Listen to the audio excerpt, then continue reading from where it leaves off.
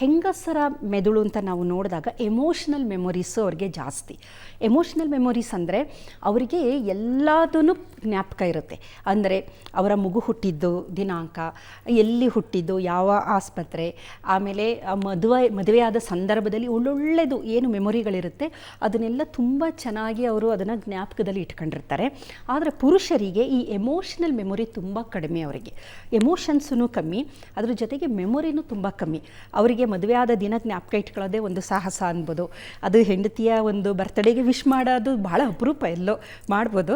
ಅದು ತುಂಬ ಜ್ಞಾಪಕದಲ್ಲಿ ಇಟ್ಕೊಂಡು ಮೊಬೈಲಲ್ಲಿ ಸೇವ್ ಮಾಡೆಲ್ಲ ಇಟ್ಕೊಂಡಿದ್ರೆ ಮಾಡಬಹುದು. ಇಲ್ಲ ಅಂದರೆ ಪ್ರೀತಿ ಇಲ್ಲ ಅಂತ ಅರ್ಥ ಅಲ್ಲ, ಆದರೆ ಅಂಥದ್ದೆಲ್ಲ ಜ್ಞಾಪಕ ಇರೋಕ್ಕೆ ಆಗೋದಿಲ್ಲ. ಕಾರಣ ಹಿಪ್ಪೋ ಕ್ಯಾಂಪಸ್ ಎನ್ನುವ ಮೆದುಳಿನ ಒಂದು ಭಾಗ ಹೆಣ್ಣು ಮಕ್ಕಳಲ್ಲಿ ಸ್ವಲ್ಪ ದೊಡ್ಡದಿರುತ್ತೆ ಗಾತ್ರದಲ್ಲಿ. ಅದರ ಕೆಲಸ ಏನು ಅಂದರೆ ಫೋಕಸ್ ಮತ್ತು ಮೆಮೊರಿ ಎರಡು.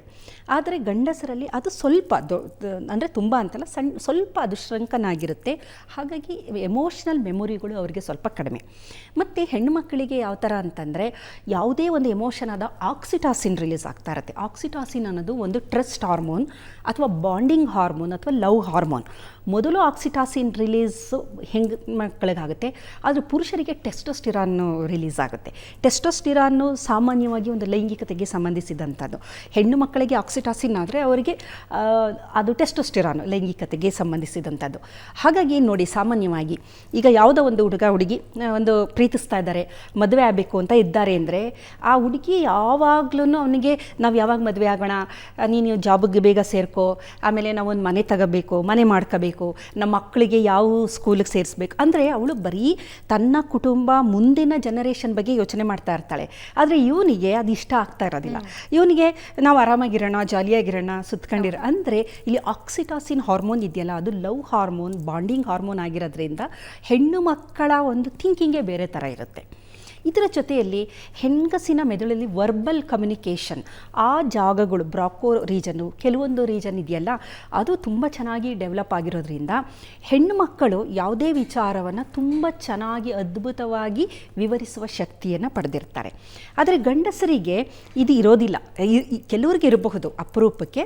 ಅದರ ಹೊರತಾಗಿ ಸಾಮಾನ್ಯವಾಗಿ ಸಣ್ಣ ವಿಚಾರವನ್ನು ತುಂಬ ವೈಭವೀಕರಿಸಿ ಒಂದು ಕಲರ್ಫುಲ್ಲಾಗಿ ಹೇಳುವ ಶಕ್ತಿ ಗಂಡು ಮಕ್ಕಳಿಗಿರೋದಿಲ್ಲ. ಆ ಒಂದು ಕಾರಣದಿಂದನೇ ಸಾಮಾನ್ಯವಾಗಿ ನೋಡಿ, ಆ್ಯಂಕರ್ಸ್ಗಳಾಗಿರ್ಬೋದು, ರಿಸೆಪ್ಷನಿಸ್ಟ್ ಆಗಿರ್ಬೋದು, ಏರ್ ಹೋಸ್ಟಸ್ ಆಗಿರ್ಬೋದು, ಎಲ್ಲೇ ಒಂದು ಪ್ರಮೋಟ್ ಮಾಡಬೇಕು ನಾವೇನು ಅಂತಂದರೆ ಅಲ್ಲಿ ಹೆಣ್ಣು ಮಕ್ಕಳನ್ನು ಬಿಡ್ತೀವಿ. ಏಕೆಂತಂದರೆ ಅವರು ಅವರ ಮಾತಿನ ಒಂದು ಚಾತುರ್ಯದಿಂದ ಜನರನ್ನು ಸೆಳೀತಾರೆ. ಮತ್ತು ಒಂದು ಸೇಲ್ಸ್ ಆಗಿರ್ಬೋದು ತುಂಬ ಚೆನ್ನಾಗಿ ಮಾಡುವಂಥ ಶಕ್ತಿಯನ್ನು ಅವರು ಹೊಂದಿರ್ತಾರೆ. ಇದು ಗಂಡು ಮಕ್ಕಳಿಗೂ ಮತ್ತು ಹೆಣ್ಣು ಮಕ್ಕಳಿಗೂ ಇರುವ ವ್ಯತ್ಯಾಸ. ನಾವು ಅನ್ಕೊಂತೀವಿ ಗಂಡು ಮಕ್ಕಳು ಯಾಕೆ ಅವ್ರಿಗೆ ಮಾತಾಡೋಕ್ಕಾಗಲ್ಲ ಅಂತಂದರೆ ಮೆದುಳಿನ ಕೆಲವು ಭಾಗಗಳು ಅಷ್ಟು ಆ ಥರದಲ್ಲಿ ಅವ್ರಿಗೆ ಡೆವಲಪ್ ಆಗಿಲ್ಲದೆ ಇರೋ ಅಂಥದ್ದನ್ನು ನಾವು ನೋಡಬಹುದು. ಇದರ ಹೊರತಾಗಿ ಗಂಡಸರಲ್ಲಿ ಟೆಸ್ಟೋಸ್ಟಿರಾನ್ ಹಾರ್ಮೋನು ಜಾಸ್ತಿ ಇರೋದರಿಂದ ಡಾಮಿನೆನ್ಸ್ ಅದು ಜಾಸ್ತಿ ಇರುತ್ತೆ. ಹೆಣ್ಣು ಮಕ್ಕಳಲ್ಲಿ ಎಸ್ಟ್ರೋಜನ್ ಹಾರ್ಮೋನು ಇರುತ್ತೆ. ಇದು ಸಹ ಈ ಮೆದುಳಿನ ಈ ಒಂದು ವ್ಯತ್ಯಾಸ ಏನಿದೆ ಅದಕ್ಕೆ ಪೂರಕ ಅಂತ ಅನ್ಬೋದು.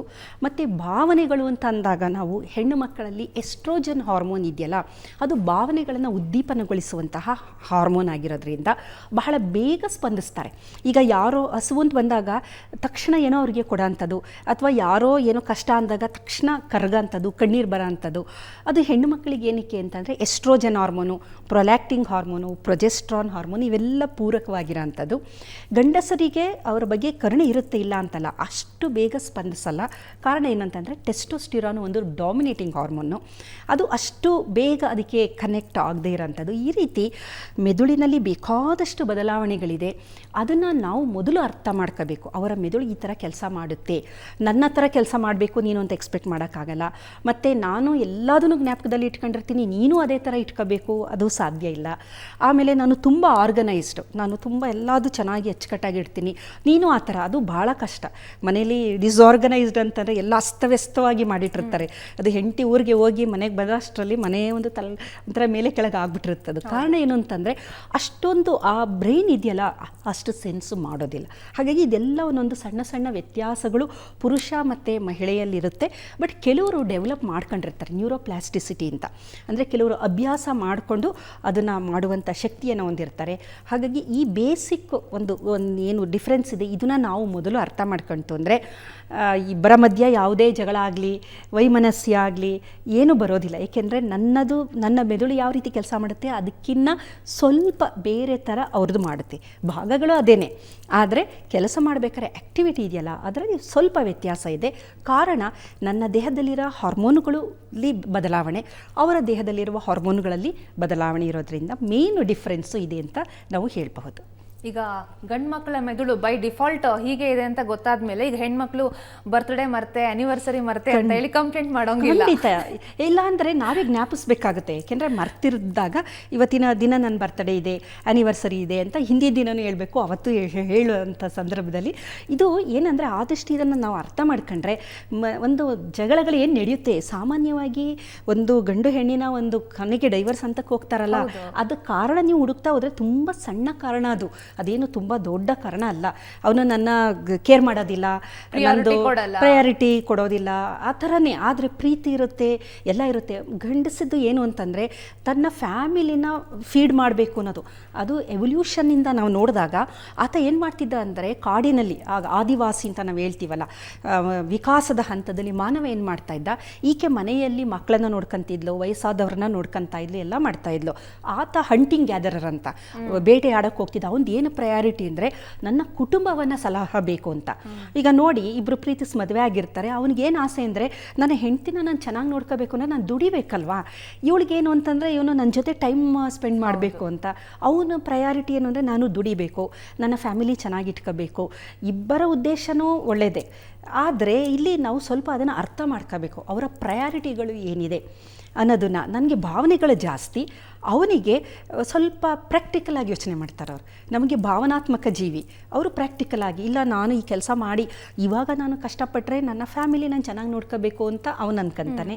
ಇವಳು ಅನ್ಕೊಂತಾಳೆ, ನೋಡು ಮದುವೆಗೆ ಮೊದಲು ನನ್ನ ಜೊತೆ ಎಷ್ಟು ಚೆನ್ನಾಗಿದ್ರು, ಮದುವೆ ನಂತರ ನನ್ನ ನೆಗ್ಲೆಕ್ಟ್ ಮಾಡ್ತಿದ್ದಾರೆ. ನೆಗ್ಲೆಕ್ಟ್ ಅಲ್ಲ, ಅವನ ಪ್ರಯಾರಿಟಿಗಳು ಸ್ವಲ್ಪ ಬದಲಾವಣೆ ಆಗಿರುತ್ತೆ.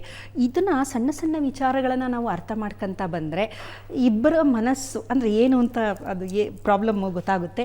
ಆಮೇಲೆ ಇಬ್ಬರೂ ತುಂಬ ಚೆನ್ನಾಗಿ ಇರಬಹುದು.